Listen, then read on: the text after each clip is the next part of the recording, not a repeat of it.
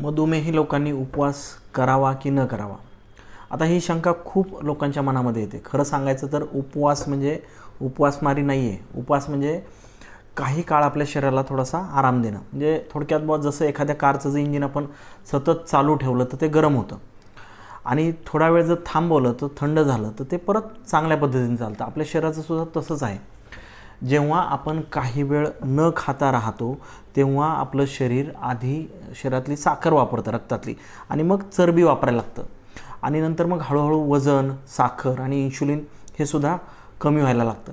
म्हणूनच जर उपवास योग्य पद्धतीने जर केला ना तर तो डायबिटीसच्या लोकांसाठी नक्कीच फायद्याचा ठरू शकतो.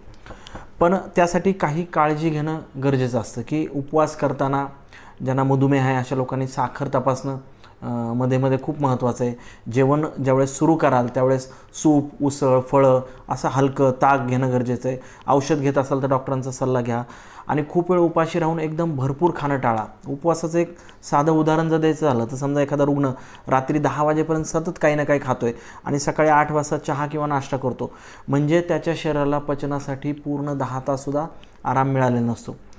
पण जर त्याच व्यक्तीने समजा रात्री 8 नंतर काहीच खाल्लं नाही आणि सकाळी 8 वाजेपर्यंत नाश्ता केला किंवा 8 वाजता चहा घेतला तर किमान 12 तास शरीर उपाशी राहतं.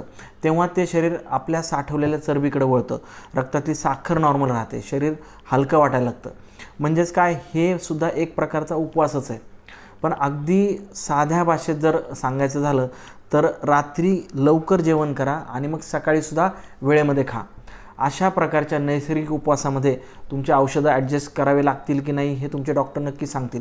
परंतु अशी जर सवय लागली ना तर ती तुमच्या शरीरासाठी खूपच फायद्याची ठरेल.